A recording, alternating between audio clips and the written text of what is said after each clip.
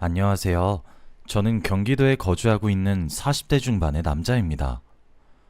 여러분들은 배신을 당한 경험이 있으신가요? 어떤 사람이 어떠한 방법으로 배신했나요? 저는 정말 평생을 믿고 의지해야겠다고 생각했던 사람이자 제가 가장 사랑했던 사람에게 배신을 당했습니다. 믿는 도끼에 발등이 찍힌다고 하더니 딱 그 꼴이 난 것이죠. 저를 배신한 사람은 다른 사람도 아니고 제 아내였습니다. 제가 배신을 당하게 된 이야기를 한번 하고 싶어서 이렇게 사연을 보내게 되었습니다. 그동안 저도 상처를 받아서 그런지 누군가에게 속이 시원하게 털어놓은 적이 없거든요. 그런데 저도 이제 그 상처를 한번 떨쳐내고 싶습니다. 더 이상 이런 악몽 속에서 살고 싶지 않아서 여러분들의 조언을 구하기 위해 이렇게 글을 써서 사연을 보내봅니다. 이렇게 사연을 보내는 것이 처음이라 많이 서툴 수 있으니 양해 부탁드립니다. 저와 아내는 평생의 동반자라고 부를 정도로 끈끈한 사이였습니다. 그리고 홀어머니로 계셨던 장모님을 저희가 모시고 살고 있었어요. 그래서 그런지 아내는 제게 커다란 고마움을 느끼기 시작했습니다.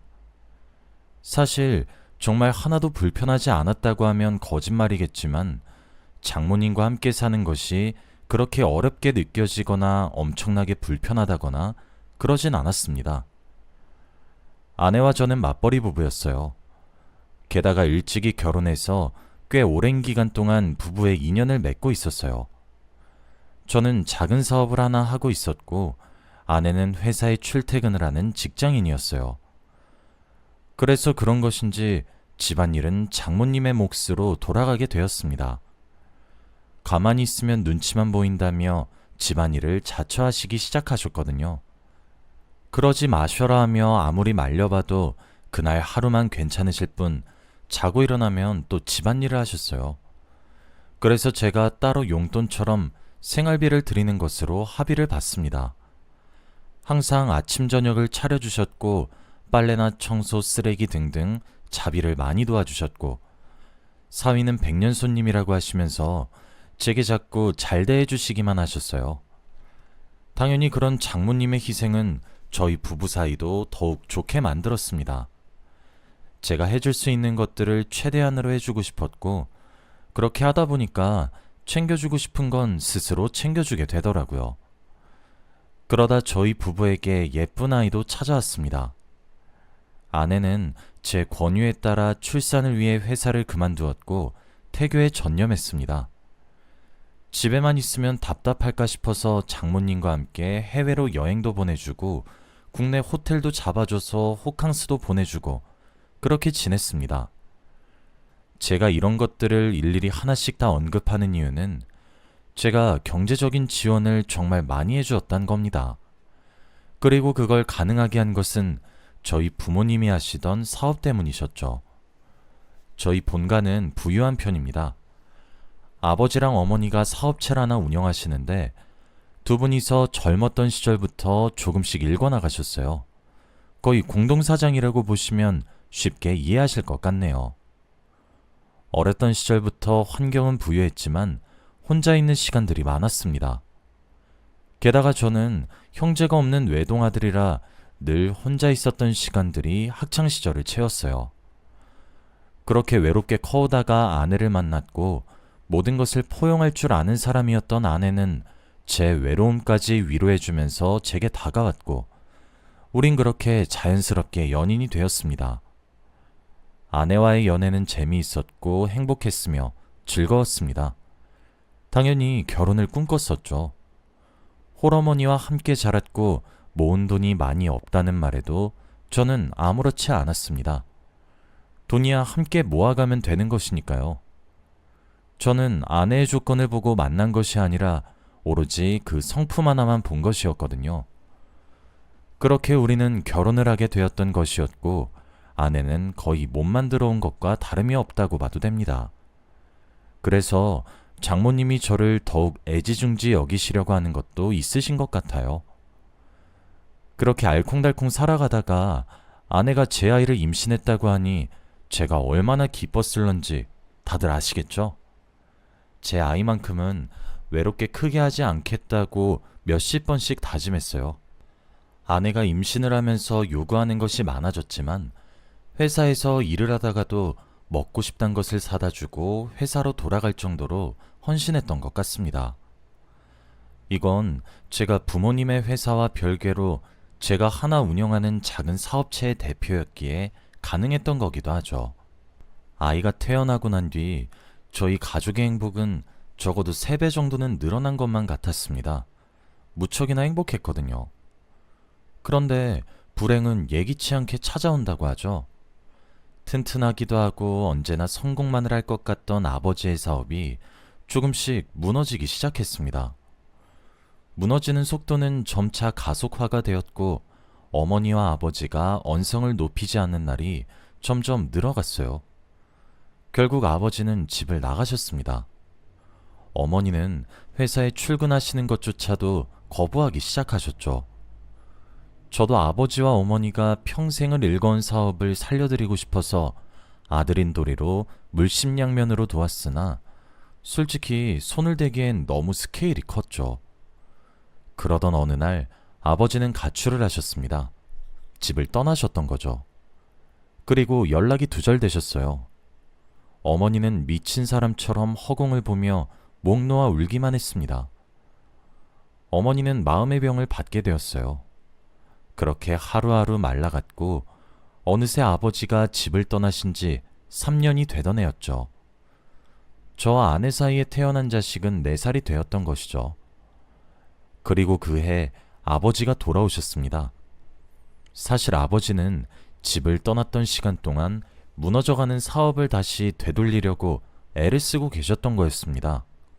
가족들이 힘들어하는 모습을 보게 된다면 자신의 마음도 약해질 것만 같았기에 그냥 길을 쓰고 가족을 피했던 거였다고 말씀을 하셨어요. 그리고 자신이 아내의 말을 귀담아 듣지 못하고 사업을 무리하게 확장하려다가 실패하게 된 것이었기에 자신의 힘으로 바로 세우는 그 순간까지 가족들을 보지 않았던 거였습니다. 제 아버지이지만 참으로 매정하긴 합니다. 아버지는 복구하다 못해 그 불행을 기회의 발판으로 삼아서 오히려 사업의 규모를 더욱 키워서 화려하게 금의 환영을 하시게 되었습니다.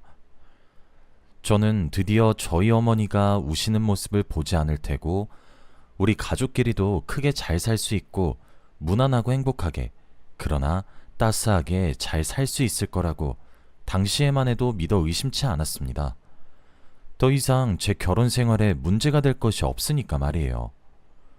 그런데 딸아이가 6살이 되던 해에 커다란 사건이 하나 닥치게 되었습니다. 딸아이가 지나가는 오토바이 뺑소니 사건에 휘말리게 된 것입니다. 몇 미터는 그냥 날아서 갔다 처박혔고 생사가 위협한 상황이었습니다. 딸아이는 병원에 도착하자마자 수술에 들어가야만 했어요. 그리고 그때 아내가 평생을 숨겨왔던 비밀이 밝혀지게 되었죠. 제 혈액형은 O형입니다. 그리고 아내의 혈액형 또한 O형이에요. 그럼 저와 아내 사이에 태어난 아이 또한 역시 O형이어야만 합니다. 그런데 아이의 혈액형은 A형이더군요. 아이의 응급수술을 하게 되는 과정에서 알게 된 이 불편한 진실은 저를 뒤흔들었습니다. 일단 당장 아이의 목숨이 다급한 상황이니 수술 동의서에 사인을 하고 들여보냈습니다. 그리고 저는 어떤 갈피 먼저 잡아야 하는 것인지 정말 심각하게 고민하기 시작했습니다. 장모님도 아시고 있었던 것인지 정말 무엇부터 추궁을 해야 하는지 당최 알 수가 없더군요. 그리고 아이의 혈액형을 함께 들은 아내 또한 지금 무슨 생각을 하는 건지 궁금했고 화가 주체할 수 없이 나기 시작했습니다. 아내를 병원 밖으로 불러내어 이야기를 꺼냈습니다. 왜 아이의 혈액형이 A형인 것인지, 왜 그렇게 담담한 것인지에 대해서 말이에요. 그런데 아내는 본인이 죄를 지어놓고 저한테 모든 것을 숨겼으면서 막상 모든 것이 들통날 상황에 처하니 막연하게 무서웠던 것인지 갑자기 실성한 듯 웃기 시작하면서 모든 진실을 자신의 입으로 고백하기 시작했어요. 아내는 저희 아파트 아랫집에 거주하고 있는 혼자 사는 남자와 불륜 관계를 저지르고 있었고, 이사 온 지 얼마 지나지 않은 시점부터 시작해 수년이란 긴 시간 동안 불륜 관계를 유지했다고 하더군요. 아랫집에 사는 그 혼자 사는 남자, 제게 형님 형님 하면서 아주 잘 따르던 사람이었습니다.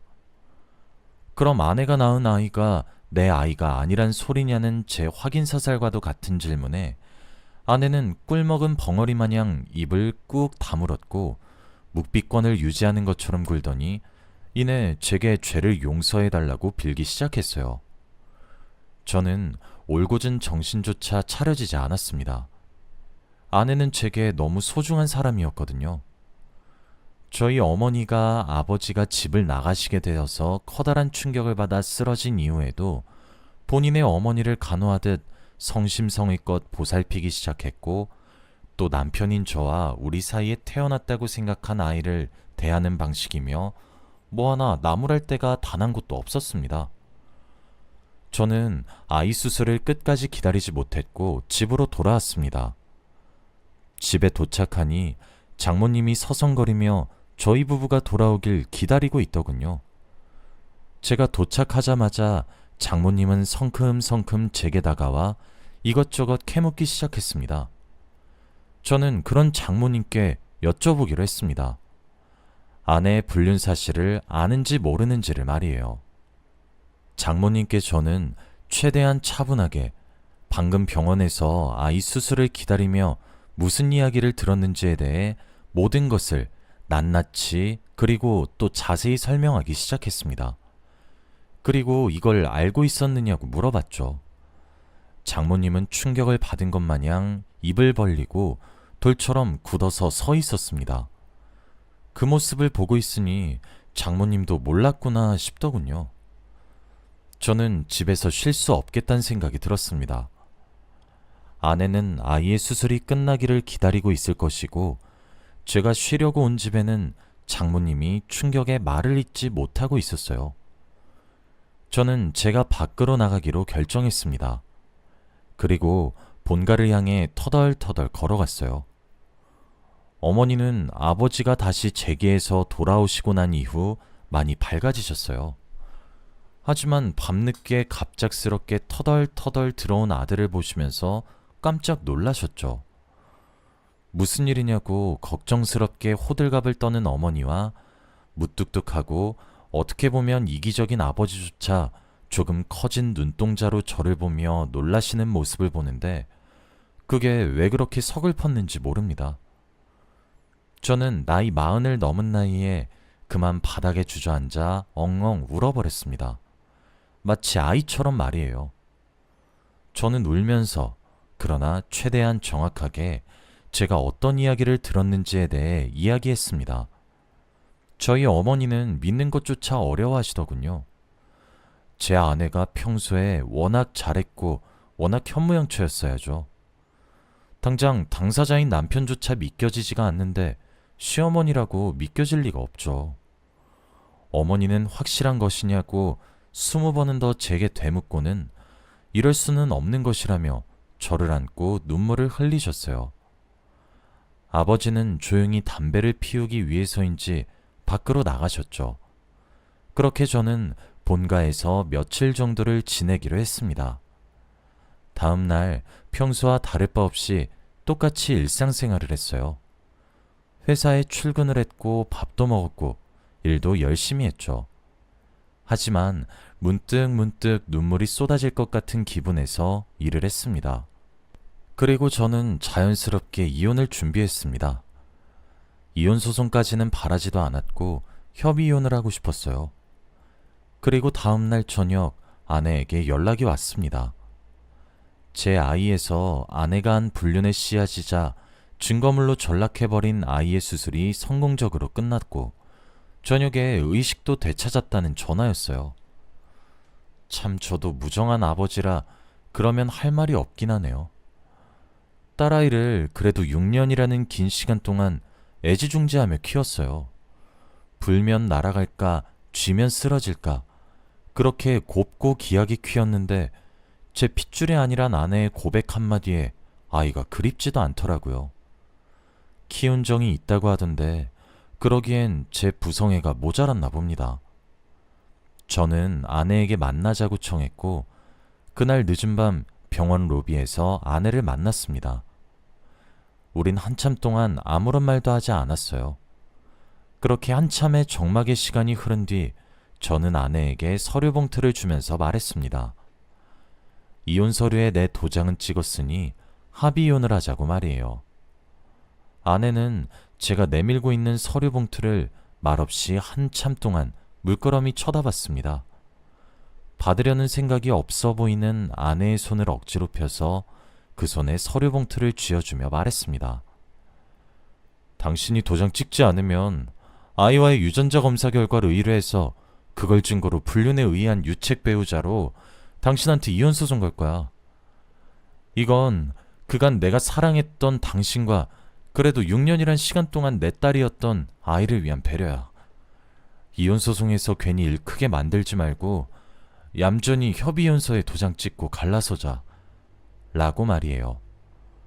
아내는 고개를 숙이며 묵묵히 듣고 있더니 제게 한 번만 봐줄 수 없냐고 물어보더군요. 제가 원한다면 딸아이를 장모님께 맡기고 제가 눈을 감는 그 순간까지 안 보이게 하겠다고, 그러니 이혼만은 참아줄 수 없냐고 합니다. 단 한 번의 실수였고 자신이 잠시 미쳤었다고, 이제 제정신을 차렸다며 순식간에 눈에서 눈물을 뽑아내고 제게 무릎을 꿇고 빌더군요. 그런데 그 모습을 보는데 참 로봇을 보는 듯 했습니다. 그냥 그런 느낌이었어요. 저는 그렇게 매달리는 아내를 외면했고 한 달이란 시간 동안 협의이혼 신청하지 않으면 그건 그것대로 나도 최선을 다해서 공격하겠다고 차갑게 경고하고 본가로 돌아갔습니다. 그리고 약속한 한 달이 가기 직전에 아내는 협의이혼서를 법원에 제출했더군요. 아내에게 헤어질 때 아내에게 위자료를 요구하지 않는 대신 재산 분할은 단 한 푼도 해줄 수 없다고 했더니 알겠다고 제 의견을 받아들이더군요. 아내는 미안하단 말과 함께 딸아이와 홀연히 사라졌습니다. 저는 그 이후 제 호적에 올라간 딸아이의 이름을 지우기 위해 친생 자부인의 소를 제기해서 제 호적에서 기어코 딸아이를 제외시켰습니다. 완벽하게 남남이 되기 위해 버텼는데 막상 정말 남남이 되고 제 호적에 아이가 사라지고 나니 너무 허망해졌습니다. 사실 지금 저는 정신과를 다니면서 약에 의지해서 삶을 살아가고 있습니다. 너무 커다란 배신을 받아서인지 제 마음의 상처가 생각보다 깊은 것 같습니다. 저는 다시 긍정적이고 에너지가 넘쳤던 제 자신으로 돌아오고 싶은데 그게 너무 힘들어요. 불면증에 시달리며 지내는 제 자신이 너무 불쌍해요. 자다가도 아내의 배신을 생각하면 울컥울컥 화가 치밀어 오르다가 슬프다가 오락가락합니다. 저는 제가 다시 누군가를 만날 수 있을 거란 상상도 제대로 되지 않고 저희 부모님을 제외한 또 다른 누군가를 만날 수 있을 거란 생각이 전혀 들지 않습니다. 집에만 있게 되면 회사든 뭐든 손에 잡히지 않을까, 저는 제 현실이 괴로우면 괴로울수록 제 자신을 회사 일에 갈아 넣듯이 몰아붙였습니다. 그 결과 저희 부모님의 사업도 제 사업도 점점 승승장구하고 있고 번창해가고 있는데 제 마음의 한구석은 왜 이렇게 여전히 아프고 헛헛한지 모르겠어요. 제게 펼쳐진 이 고난을 저는 어떻게 헤쳐나가야 현명하게 극복할 수 있을까요? 저보다 인생 선배님들이신 여러분들의 의견을 여쭤보고 싶어서 이렇게 사연을 보내봅니다. 어떠한 의견이든 정말 달게 들을 테니 제게 조언을 해주셨으면 좋겠습니다. 제가 앞으로 어떻게 해야 하면 좋을지, 어떻게 해야만 하는지에 대해서 말이에요. 저는 꽤 많은 시간을 살아와서 현명한 사람이라고 생각했던 것 같은데 도무지 갈피가 잡히지 않아요. 여기까지가 제 이야기입니다. 긴 이야기 끝까지 들어주셔서 정말 감사드립니다. 여러분들의 의견을 기다리겠습니다. 감사합니다.